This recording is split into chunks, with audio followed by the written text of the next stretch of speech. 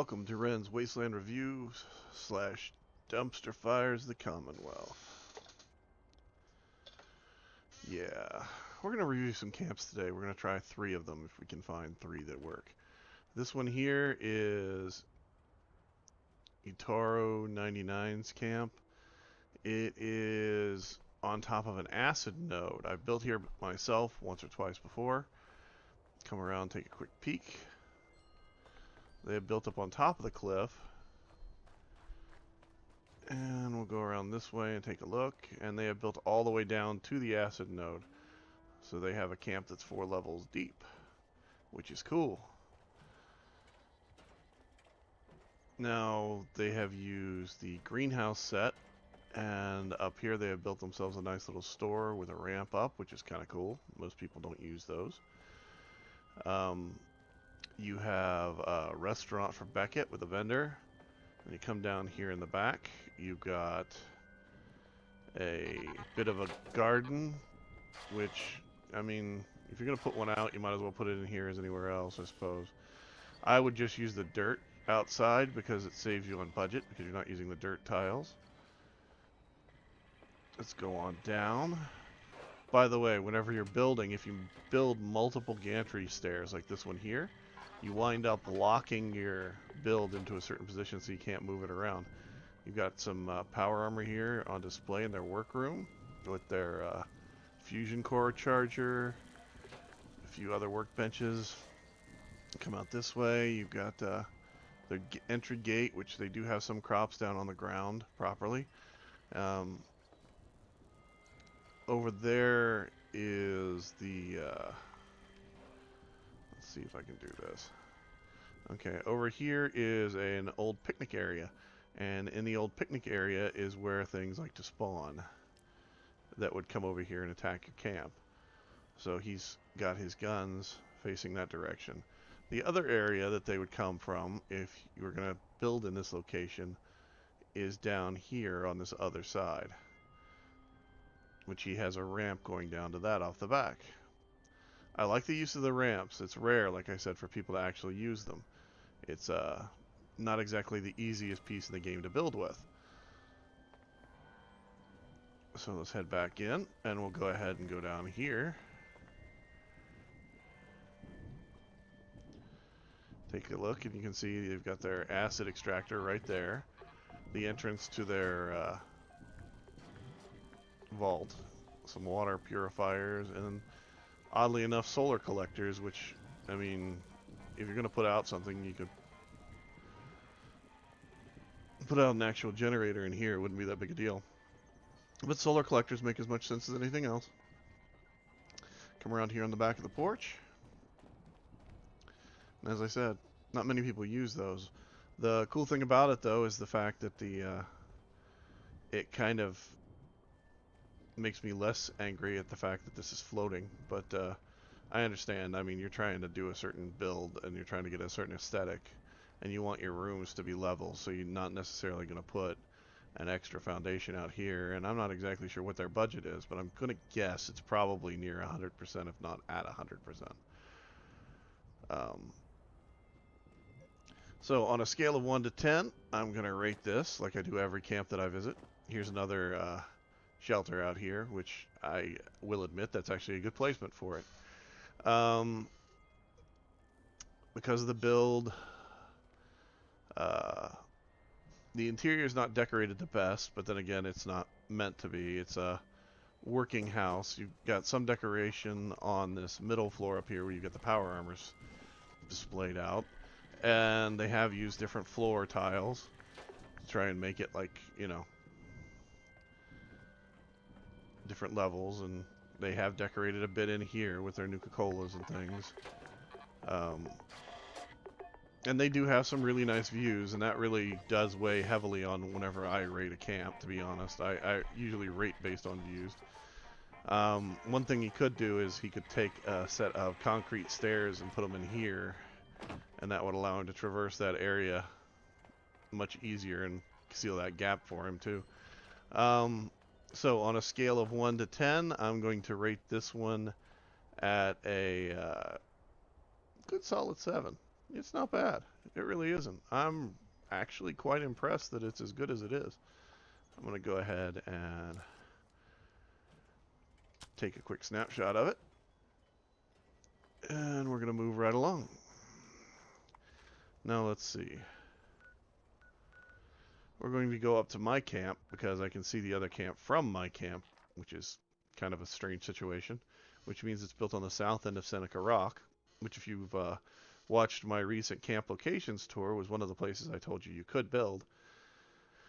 And I stressed the fact that fact that you could build there doesn't necessarily mean that you should build there, because the location is hard to build. It's hard to build a camp that doesn't look like it's floating. Okay. Let's go ahead and head up here real quick.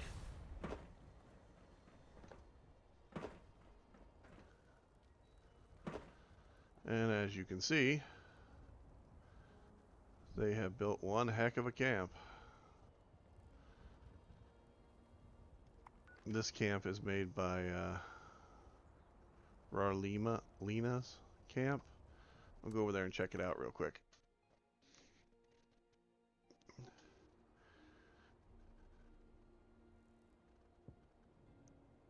So as you can see, there are large sections of foundations that are floating off the side, including me at the moment. Go around here. You've got their vendor area and a gantry stair going up. Go around here. You've got their workroom down there and their ally. Over this way, though, you've also got a few fire-based plants, because apparently they don't have the grow tiles. That's the old way of doing grow tiles before they were actually put in here, meaning the foundations with the dirt. Some decent decorations. They've got their snowblower acting as air conditioning, and a fireplace that's just raging.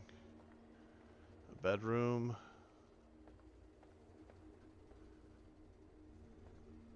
And let's see, there is more up top.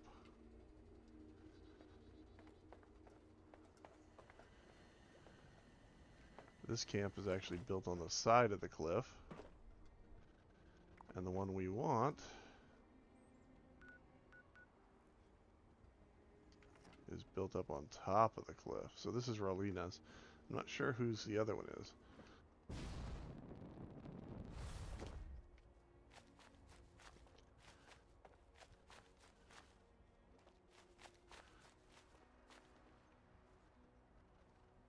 But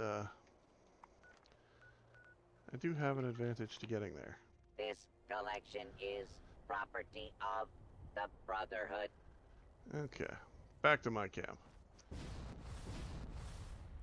Just you wait. The inspector is coming to save the day! And the night.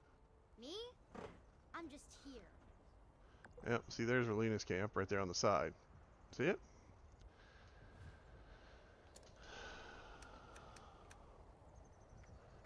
We're gonna need some...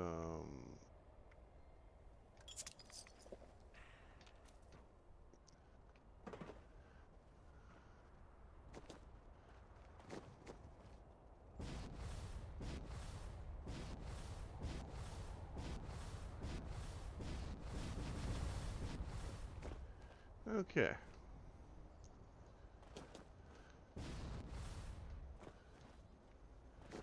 Now then up here, you got the same situation.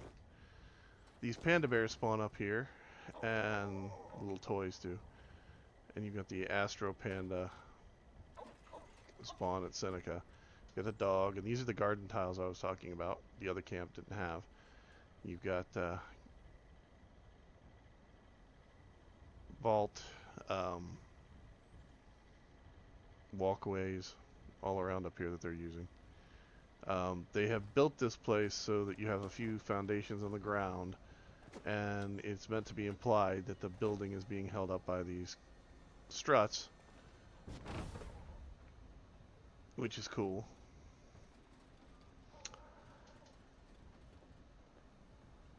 the whole build itself is kind of a floating build in a more traditional floating sense. You've got the little dining area. Stairs go up. We've got your workroom with a few, you know, odds and ends and items.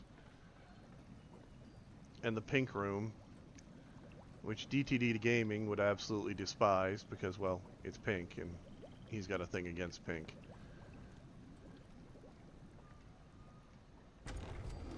And this is their bathroom, and I just got myself wanted for going into it, which is kind of hilarious. Because, you know, nothing says, stay out of my house like locking your bathroom so that people can't get into it. Not a big deal. I'm a bloodied build, so I really don't care.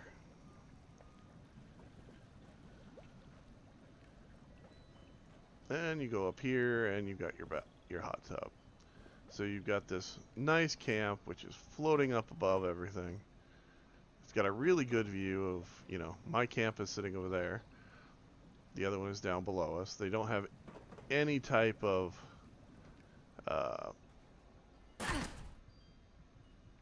thing out here.